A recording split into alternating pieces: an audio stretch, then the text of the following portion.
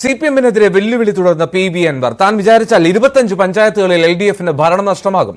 മലപ്പുറത്ത് മാത്രമല്ല കോഴിക്കോടും പാലക്കാടും ഭരണം പോകുമെന്നും ഇടതുമുന്നണി വെല്ലുവിളിച്ചാൽ അതിന് തയ്യാറാണെന്നും അൻവർ പറഞ്ഞു.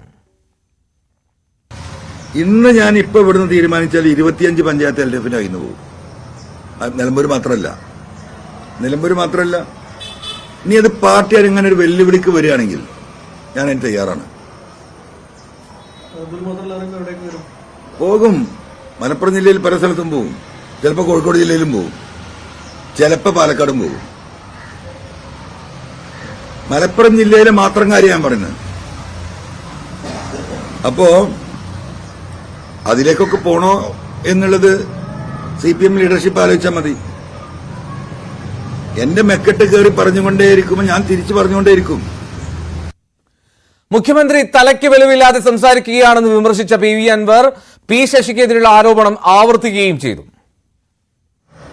എന്തുകൊണ്ട് പോലീസ് ഇത് അന്വേഷിക്കുന്നു? പോലീസിന് അത് പിടിച്ച് കസ്റ്റംസ് കൊടുത്താൽ പോരെ എന്നുള്ള ചോദ്യത്തിന് എന്താ ഉത്തരം?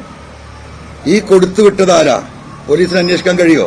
ദുബായിലും വിദേശ രാജ്യങ്ങളിലും പോലീസിന് പോകാൻ കഴിയോ? കസ്റ്റംസിന് അതിൽ ആക്ടിന്റെ അതിന് സൗകര്യമുണ്ട്, ഇന്റർനാഷണൽ ലോ ഉണ്ട്. ഇത് ആർക്കാണ് കൊണ്ടുകൊടുക്കുന്നത്? അത് പോലീസിന് പിടിക്കാൻ കഴിയും.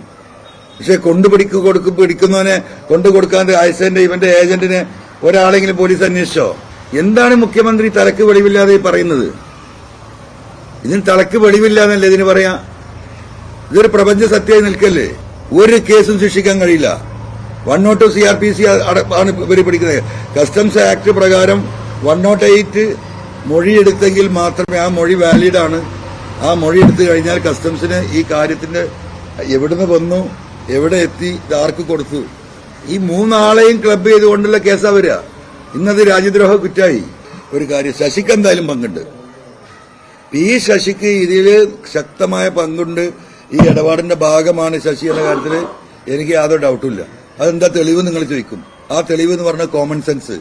3 ചില്ലാനം കൊല്ലം അമ്പകുരം നിർത്താതെ നിർബാധം ഒരു എയർപോർട്ടിലൂടെ ഈ രീതിയിൽ സ്വർണം കടത്തി ഒരു പോലീസ് ഡിപ്പാർട്ട്മെന്റ് കൈകാര്യം ചെയ്യുന്നുണ്ടെങ്കിൽ ഒരു SP ക്ക് മാത്രമേ സാധിക്കൂല. അത് ADG അജിത് കുമാറുണ്ട്, അജിത് കുമാറിനോടൊപ്പം ഈ ശശിയുണ്ട്. അല്ലാതെ ഇത് ഒരിക്കലും നടക്കൂല.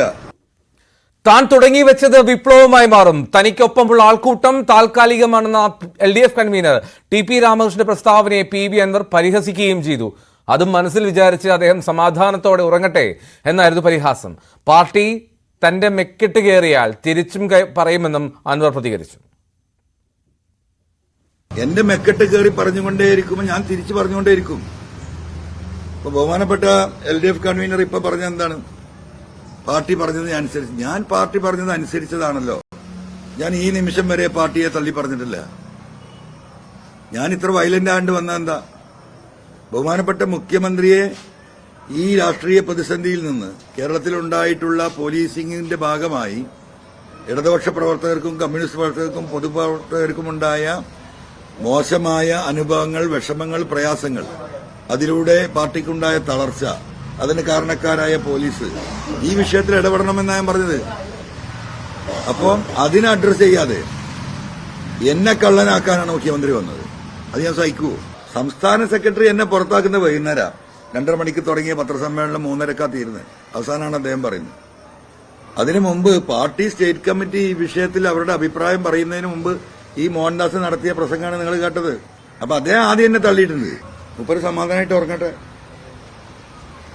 ആ പറഞ്ഞതിന്റെ അടിസ്ഥാനത്തിൽ സമാധാനമായിട്ട് അദ്ദേഹം ഉറങ്ങട്ടെ. നിലമ്പൂരിലെ ശക്തി പ്രകടനത്തിന് പിന്നാലെ PV അൻവർ പങ്കെടുക്കുന്ന പൊതുയോഗം ഇന്ന് കോഴിക്കോട് നടക്കുന്നുണ്ട്. മാമി തിരോധാന കേസുമായി ബന്ധപ്പെട്ട പൊതുയോഗത്തിലാണ് PV അൻവർ പ്രസംഗിക്കുക. നാളെ ഏറനാട് മണ്ഡലത്തിലും അടുത്ത ദിവസങ്ങളിൽ മഞ്ചേരി, വേങ്ങര എന്നിവിടങ്ങളിലും വിശദീകരണ യോഗം സംഘടിപ്പിക്കാനാണ് തീരുമാനം.